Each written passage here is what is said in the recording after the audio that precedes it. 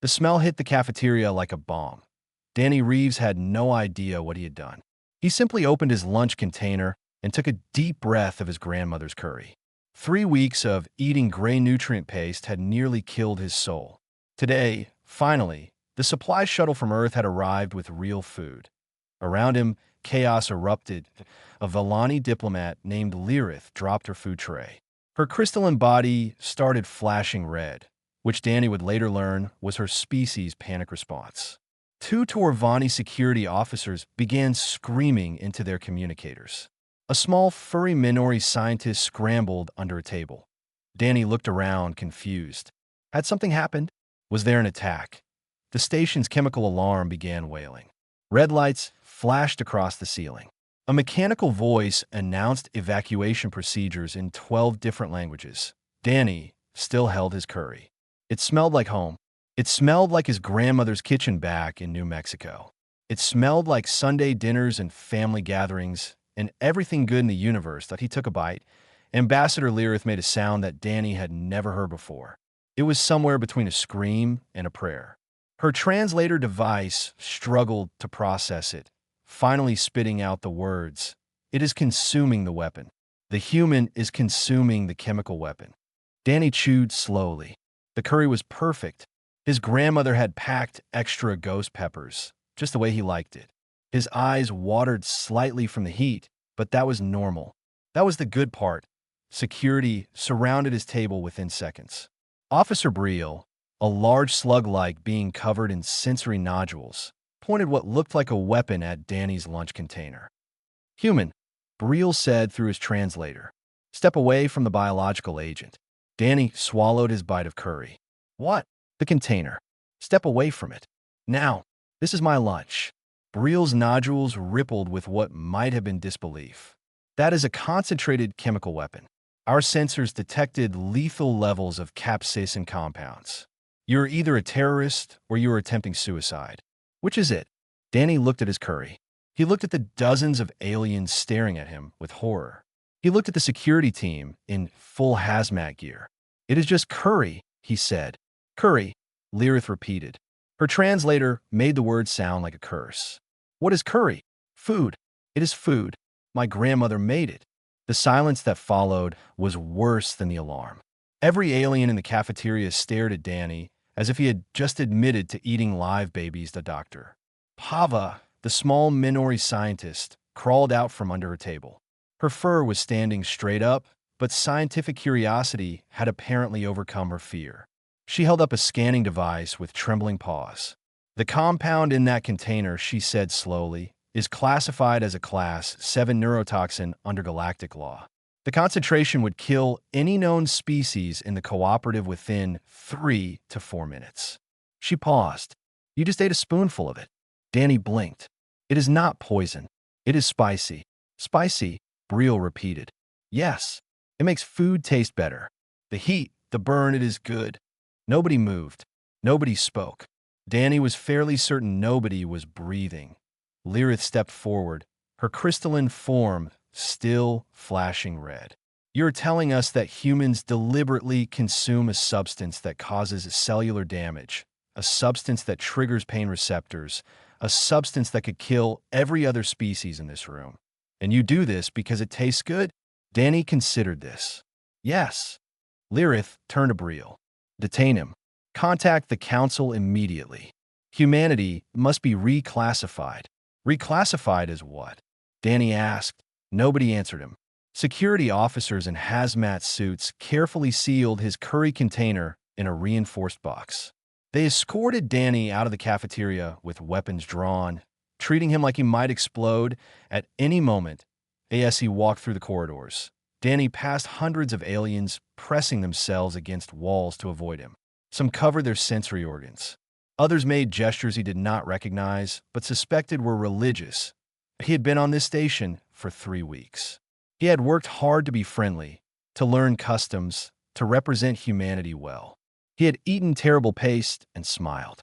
He had attended boring meetings and stayed awake. He had done everything right. And now he was being arrested because his grandmother made good curry. They put him in a holding room that smelled like industrial cleaner. The walls were white and bare. A single table sat in the center, and on it, the sealed hazmat box containing his lunch. Danny sat down and stared at the box. His stomach growled. He was still hungry. Through the door, he could hear voices arguing. He caught fragments of conversation: Deathworld species, chemical resistance, threat assessment, and most concerning, quarantine all humans. Danny put his head in his hands. Somewhere in New Mexico, his grandmother was probably making another batch of curry, completely unaware that her recipe had just caused an interstellar incident, that he really should have just eaten the paste. Nobody had offered Danny water for 6 hours that he sat in the holding room, watching aliens in hazmat suits walk past the window. Some stopped to stare at him like he was an exhibit in a zoo. A dangerous exhibit. The kind with warning signs and electric fences. The door finally opened. Officer Breel entered first, still wearing full protective gear. Behind him came a tall, translucent being that seemed to float rather than walk. Danny recognized the species from his briefings. Solani. Ancient. Respected. They served as mediators for the entire galactic community. "I am Counselor Maeve," the Solani said. Her voice sounded like wind through crystals. "I have been asked to assess whether humanity poses a threat to the cooperative." Danny straightened in his chair. "Because I ate lunch, because you consumed a class 7 neurotoxin and survived." Maeve drifted closer to the table. "Because you smiled while doing it." The door opened again. This time, a human walked through. Captain Wren, military attaché to the station. Danny had seen her in meetings, but never spoken to her directly. She looked tired and frustrated. "Danny," she said, sitting down across from him, "I need you to tell me exactly what happened. From the beginning." Danny explained. The supply shuttle, the curry, the chaos. As he spoke, Breel's sensory nodules kept rippling with what Danny now recognized as distress. When Danny finished, Wren rubbed her forehead. "So you just opened your lunch." "That is it. That is it." "Counselor," Maeve floated to the hazmat box. "This container holds what you call curry." "Yes. Our analysis shows it contains capsaicin at concentrations that would cause immediate organ failure in 97% of known species. The remaining 3% would experience severe neurological damage." She paused. "You ate this for pleasure?" Danny did not know how to answer that. "It tastes good." Breel made a choking sound. "Tastes good. The neurotoxin tastes good. It is not a neurotoxin to humans. It is a spice. We put in food to add flavor." "Flavor," Breel repeated. "You add poison for flavor." Captain Wren held up her hand. "Let me explain something. Capsaicin is found in peppers on Earth. Humans have been eating peppers for thousands of years. It does not harm us. It triggers a sensation we call heat or spice, and many humans enjoy this sensation." The room went quiet. Dr. Pava, the Minori scientist, had apparently been allowed to join the interrogation. She stepped forward with her scanning device. "I have been reviewing human biological files. What Captain Wren says is accurate. Capsaicin binds to pain receptors in human mouths, but does not cause actual tissue damage." "Pain receptors," Maeve said slowly. "Humans feel pain when they consume this substance." "A type of pain, yes," Wren admitted, "but we interpret it as pleasurable." The silence that followed was so heavy that Danny could feel it pressing against his chest. Breel's translator crackled. "You're telling us that humans deliberately eat substances that cause pain, that they enjoy the pain, that they seek out the pain." Danny wanted to argue, but he could not. That was exactly what they were telling them. Doctor Pava's fur had flattened against her body. "This explains several anomalies in human behavior. Your species also consumes ethanol, which is a solvent used in industrial cleaning. You expose yourselves to ultraviolet radiation for recreation. You keep predators as companions." She looked up at Danny with something like awe. "What kind of world did you evolve on?" "Earth," Danny said simply. "Earth," Maeve repeated. "Category 9 Death World. 1 of 12 in known space." Danny had heard Earth described that way before, but he had never really understood what it meant. Looking at the fear on these alien faces, he was starting to understand. "This changes humanity's classification," Maeve continued. a species that voluntarily consumes toxins, that enjoys pain, that evolved on one of the deadliest planets in the galaxy. This requires council review. Wait, Danny said. You cannot reclassify an entire species because one guy ate curry. We are not reclassifying you because of curry. May's form flickered with colors Danny could not name. We are reclassifying you because of what the curry reveals. Your species has capabilities that we did not understand, resistances that we did not account for. If humans can consume capsaicin without harm, what else can you survive? What else do you enjoy that would kill the rest of us? Danny opened his mouth to respond, but nothing came out. He had never thought about it that way. Breel sealed the interrogation record. Humanity will be elevated to threat level. Amber pending full review. All human vessels will be tracked. All human personnel will be monitored. Captain Wren stood up sharply. You cannot do this. We have done nothing wrong. You have done nothing wrong yet, Maeve said. But a species that eats poison for pleasure is a species that we must watch very carefully. They left Danny alone in the room again. The hazmat box sat on the table, his grandmother's curry sealed inside like evidence at a crime scene. Danny stared at it for a long time. He had just wanted lunch. 12,000 light years away, Ruth Reeves pulled a fresh batch of peppers from her garden. She had no idea that her grandson was sitting in a detention cell on a space station. She had no idea that her curry recipe was being analyzed by alien scientists. She had no idea that humanity's place in galactic society was being debated because she liked her food with kick. Ruth just knew that the ghost peppers looked perfect this year. Back on Harmony Station, the emergency council session had drawn representatives from 37 species. They sat in a circular chamber, each delegation in their own environmental pod. Some breed methane. Some existed in near-freezing temperatures. Some floated in tanks of liquid that in the center of the chamber. A massive holographic display showed a blue and green planet. Earth, historian Venn, a centipede-like being with perfect recall of 10,000 years of galactic records, stood before the assembly. Species file, humanity. Homeworld, Earth Sol System. Classification, category, 9 Death World. The display shifted to show Earth statistics. Extreme temperature variations. Active tectonics. Unpredictable weather patterns. A magnetic field that barely protected against solar radiation. Predators in every ecosystem. Toxic plants growing alongside food sources. Earth contains approximately 8 million species, Venn continued. The majority of these species are capable of killing humans. And yet, humans became the dominant species by consuming them. Ambassador Lyrith rose from her pod. This is exactly my concern. Humans did not become dominant through technology alone. They became dominant through biological resistance. They can survive conditions that would end most species in this chamber. A minority delegate spoke up. But humans are cooperative. They joined our cooperative willingly. They have shown no signs of aggression. Not yet, Lyrith countered. But consider what we have learned. Humans consume ethanol, a substance we use to sterilize equipment. They consume capsaicin, a neurotoxin. They expose themselves to radiation for pleasure. They domesticated wolves, one of their planet's apex predators, and turned them into companions. She paused. What happens when a species this resilient decides they want something we have? The chamber erupted in debate. Danny watched from a viewing gallery, Captain Wren beside him. He had been allowed to observe but not participate. This is insane, Danny whispered. They're talking about us like we are monsters. They are scared, Wren replied quietly.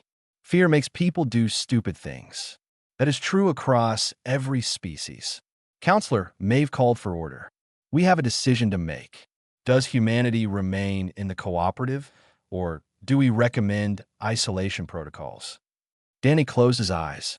A memory surfaced, unbidden. He was 8 years old, standing in his grandmother's kitchen. Ruth stood at the stove, stirring a pot that made his eyes water from across the room. A local chili cook-off was the next day, and she was determined to win. Grandma, why do you make it so spicy? Young Danny had asked. It hurts. Ruth had smiled at him, her weathered face full of warmth. It does not hurt, baby. It wakes you up. It makes you feel alive. She held out a spoon. Taste. Danny had tasted. His mouth had burned. His eyes had watered. And he had asked for more. See, Ruth had said, the spice is love. When someone makes food that burns, it means they care enough to make it right.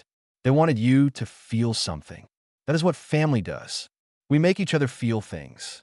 In the council chamber, historian Van was presenting more evidence.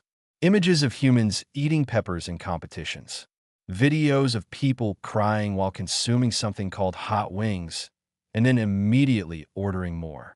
Medical scans showing how capsaicin affected human brains, triggering the same response as exercise or excitement. They do not just tolerate pain, Venn observed. They seek it. They celebrate it. They build communities around it. Danny stood up. May I speak? The chamber went quiet. Maeve nodded. Danny walked to the center platform. Hundreds of alien eyes watched him. Some with fear. Some with curiosity. Some with hostility. You are right, Danny said. Humans eat things that would kill you. We enjoy sensations that you would find unbearable. We evolved on a planet that tried to kill us every single day. He looked around the chamber. But you are asking the wrong question. You are asking what makes us dangerous. You should be asking what makes us human. He thought of his grandmother. We eat spicy food because someone we love made it for us. We feel the burn and we think of them. We share that pain with friends and family because it connects us. The pepper does not just trigger pain receptors. It triggers memories. It triggers belonging. Nobody moved. You want to know if humans are a threat? Look at what we do with our strength. We do not use our resistance to toxins to poison others. We use it to share meals. We do not use our resilience to conquer. We use it to explore. We did not tame wolves to create weapons. We tamed them because we were lonely. Danny took a breath. Humans are not dangerous because we can survive. We are different because of what we choose to do with that survival. The chamber remained silent. Then Maeve spoke. The council will deliberate. Humanity's status remains amber until a final decision is reached. It was not a victory, but it was not a loss either. Danny returned to his seat. Rin put a hand on his shoulder. That was good, she said. It was not enough. Maybe not, but it was a start. Tilly was not supposed to be here. The small Minori child knew the rules. Deck 7 was restricted.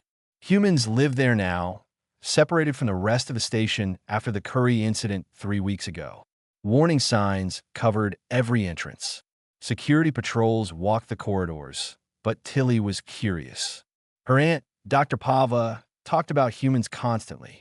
She talked about their strange biology, their dangerous food, their unpredictable behavior. She talked about them like they were monsters. Tilly did not think monsters would look so sad.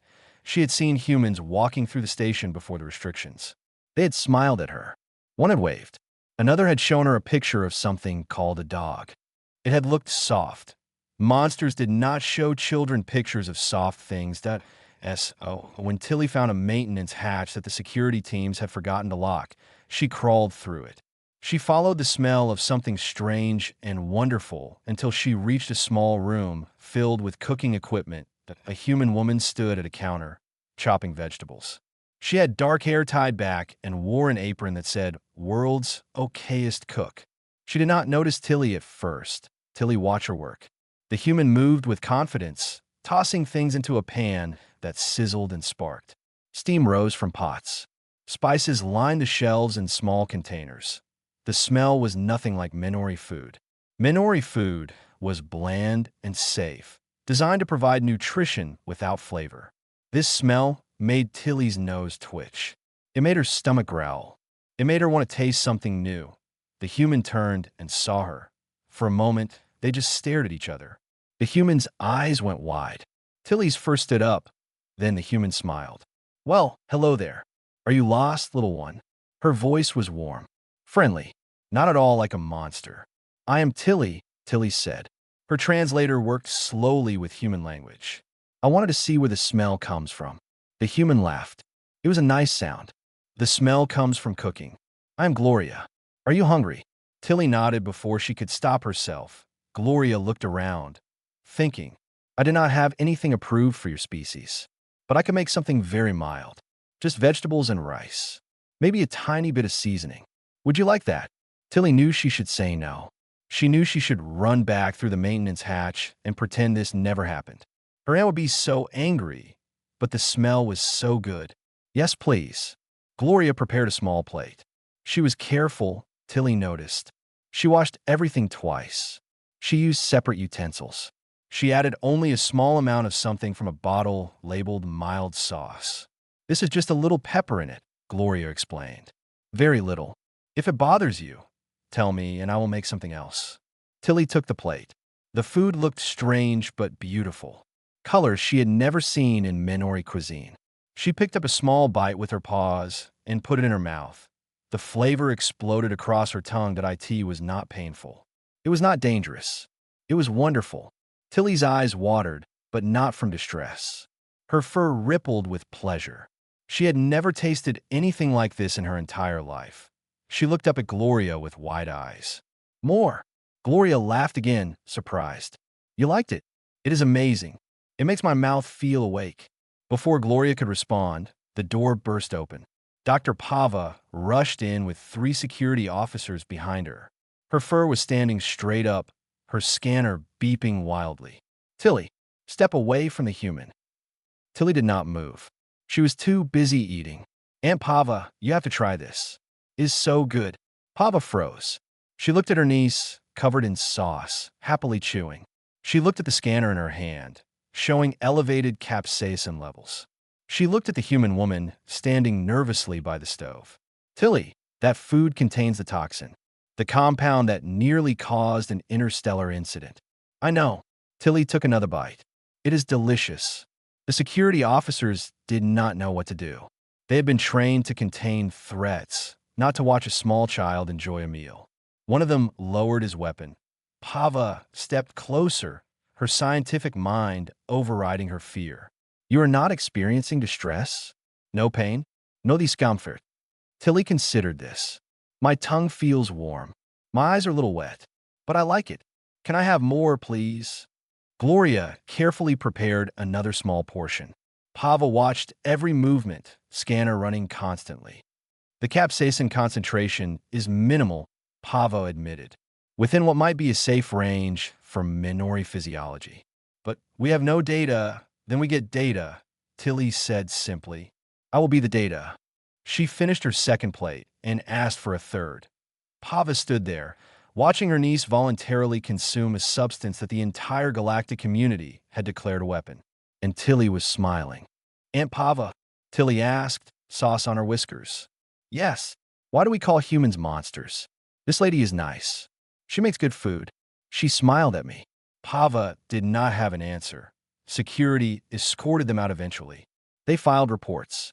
The incident was recorded and debated. Some called it evidence of human corruption, proof that they could poison other species. Others saw it differently. As Tilly was led back to approved areas of the station, she turned to look at Gloria one last time. Thank you for the food, she called out. Gloria waved. Come back anytime, little one. And something in the galactic conversation began to shift. Every seat in the Grand Council chamber was filled.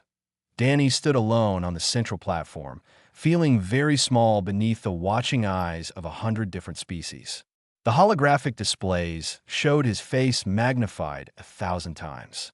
His heartbeat was probably being monitored by a dozen scanners. This was it. The final hearing. Today, the Galactic Cooperative would decide whether humanity remained a member or became a quarantined species, isolated from the rest of civilized space. Ambassador Lyrith rose first. Her crystalline form glowed with purpose. I speak for those who fear what humanity represents. Not what they have done, but what they could do. She activated a display. Images of Danny eating curry filled the chamber. 3 weeks ago, a human consumed a Class 7 neurotoxin in a public space. He did not die. He did not suffer. He smiled. The images shifted.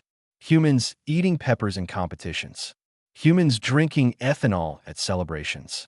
Humans lying in solar radiation on beaches. Humans running toward danger instead of away from it. Humanity evolved on a world that should have killed them, Lyrith continued. Instead of dying, they adapted. They developed resistances that no other species possesses. They learned to enjoy what should destroy them. She turned to face the assembly. Today it is capsaicin. Tomorrow, what else might they consume? What else might they survive? A species with no upper limit to their resilience is a species that cannot be contained. Danny wanted to argue, but this was not his turn. He had to wait. Captain Wren spoke next for the defense. Humanity has been part of this cooperative for only 1 year. In that time, we have shared technology, provided aid during 3 natural disasters, and established trade relationships with 40 species. We have caused no harm. You have caused no harm yet, Lyrith countered. We are not punishing past actions. We are preventing future ones. The debate continued for hours. Danny listened to species he had never met discuss whether his people deserved to exist among them. Some defended humanity. Many more expressed fear. Then Dr. Pava stood up. I have new evidence, she announced. The chamber quieted. Pava walked to the central display and uploaded a file. Video appeared showing Tilly eating Gloria's food, her fur rippling with pleasure.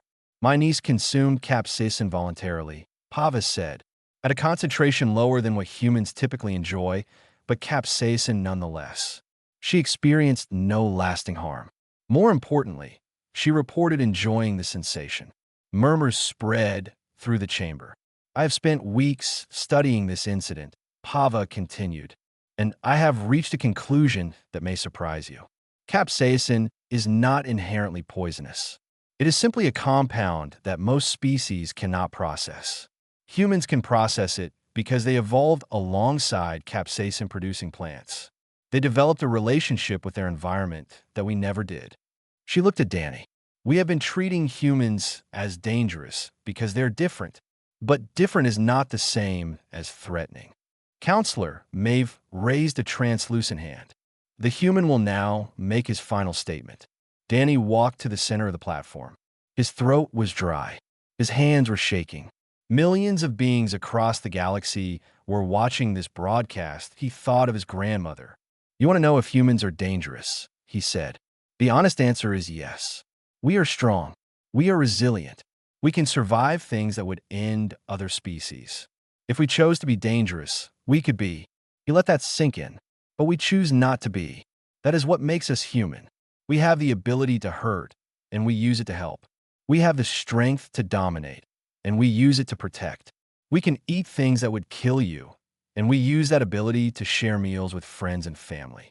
Danny reached into his pocket. Gasps echoed through the chamber. Security officers moved forward. He pulled out a small container. His grandmother's curry. I smuggled this in, he admitted, because I wanted to show you something. He opened the container. The smell filled the chamber. Alarms began to sound. Aliens fled from their pods. Danny took a bite. Tears streamed down his face. Not from sadness. From heat. From memory. From the knowledge that his grandmother was 12,000 light years away, and this curry was the closest he could get to her. This is not a weapon, he said, his voice rough. This is love. This is my grandmother waking up early to cook for me. This is Sunday dinners with my family. This is every memory I have of home, concentrated into one dish. He took another bite. You see a human eating poison. I see a grandson missing his family. You see a threat. I see a tradition passed down through generations. The chamber was completely silent now. Even the alarms had stopped. Humans do not eat capsaicin because we want to prove we are strong. We eat it because someone we love made it for us. We eat it because it reminds us of home. We eat it because sharing food is how humans say I care about you without using words. Danny closed the container. You can expel humanity from the cooperative. You can quarantine us. You can treat us like the monsters you think we are. But it will not change what we are. We are a species that found joy in a universe that tried to kill us. And we want to share that joy with you. He sat down. The council voted that IT was not unanimous. It was not even close. But it was enough. Humanity stayed. 2 months after Danny ate curry in front of the entire Galactic Council, the cafeteria on Harmony Station smelled amazing. Not dangerous. Not threatening. Amazing. Gloria stood at the center of what had once been a sterile nutrition distribution center. Now it was a kitchen. A real kitchen with pots and pans and spices from 100 worlds. Lines of aliens stretched out the door, waiting for their turn to experience something new. The menu board showed options arranged by species tolerance. Level 1 was for beginners, just a whisper of heat. Level 5 was for those who have been practicing. Level 10 was reserved for humans and a growing list of adventurous souls who had signed medical waivers. Tilly bounced around the kitchen, wearing a tiny apron that matched Gloria's. She had become the official taster, testing every new dish to make sure it was safe for minority consumption. Her aunt, Dr. Pava, had written a research paper about the experience. It was now required reading at 15 universities. "Order up," Gloria called out. One level 3 rice bowl for the Villani delegation. The crystalline being who approached the counter looked nervous. Gloria smiled at her. "First time. Yes, I am uncertain." "That is okay. Uncertainty is where good things start." The Villani took her bowl to a table. She stared at it for a long moment. Then she took a small bite. Her crystalline form flickered through colors that Gloria had learned to read. Blue for surprise, yellow for confusion, and then, slowly, a deep purple that meant delight. "This is—" The Villani struggled for words. "I can feel it in my mouth. It is not unpleasant. It is alive," Gloria suggested. "Yes, alive." Across the cafeteria, Danny sat with Captain Wren, watching the chaos with quiet satisfaction. The threat level. Amber designation had been removed. Humanity was now classified as a protected cultural anomaly, which basically meant that humans were weird but harmless. "Your grandmother would be proud," Wren said. Danny nodded. "She would be confused, mostly. She still does not understand why aliens were so upset about peppers." "Did you tell her?" "I tried. She said, and I quote, that anyone who cannot handle a little spice has no business running a galaxy." Wren laughed. The doors opened, and Ambassador Lyrith entered. The cafeteria went quiet. Lyrith had been the most vocal opponent of humanity's continued membership.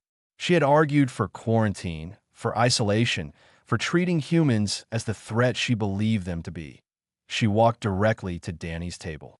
"Human," she said. "Ambassador." They stared at each other for a long moment. Then Lyrith sat down. "I have been reviewing the data from the Exchange of Flavors program," she said. 43 species have now voluntarily consumed capsaicin-based foods. None have experienced lasting harm. Several have requested recipes. Danny waited. "I was wrong," Lyrith continued. The words seemed to cost her something. "I judged your species based on fear, not understanding. I saw what you could survive and assumed you would use it against us. And now," Lyrith looked around the cafeteria, at the Villani discovering flavor for the first time, at Tilly teaching a group of Torvani how to properly taste sauce, at Gloria laughing as she cooked for anyone who asked. "Now I see a species that survived a brutal world and chose to be kind. That is not what I expected." She stood up. "I would like to try your grandmother's curry. The real version, not the diluted one." Danny raised an eyebrow. "That would probably kill you." "I know, but I would like to understand why you smile when you cry." He considered this. Then he walked to the kitchen and returned with a single grain of rice. On top of it sat a single drop of hot sauce. "This is as much as you can safely handle," he said. "It will still be the most intense thing you have ever experienced." Lyrith picked up the grain of rice with trembling, crystalline fingers.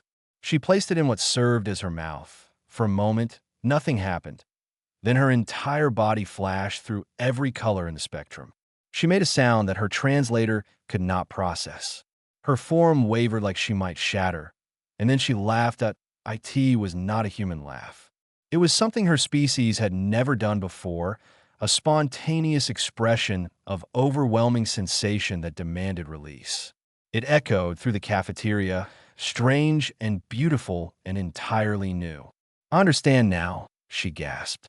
"You do not consume poison because you're dangerous. You consume it because you refuse to let anything tell you what you cannot enjoy." Danny smiled. "Welcome to being human." A notification appeared on his communicator. A message from Earth.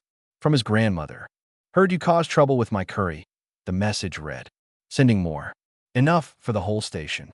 Show those aliens what real food tastes like. Love, Grandma. Danny looked at the attachment. 20 pounds of ghost peppers. 50 jars of homemade spice paste. Detailed recipes with notes like, add more if they complain. He walked to the kitchen and showed Gloria. Looks like we are cooking tonight. Gloria grinned. I will tell them to turn off the chemical alarms. 3 hours later, the cafeteria was full. Aliens of every species sat together, sharing bowls of curry adjusted to their individual tolerances. The air was thick with steam and spice and something else. Something that smelled like community. The chemical alarm went off anyway. Someone had accidentally ordered a level 8. Nobody ran. Instead, they laughed. And they kept eating because that is what humans taught them. That the things worth doing sometimes hurt. That joy and pain could exist together. That sharing food was the oldest form of love in the universe. And that a little spice made everything better.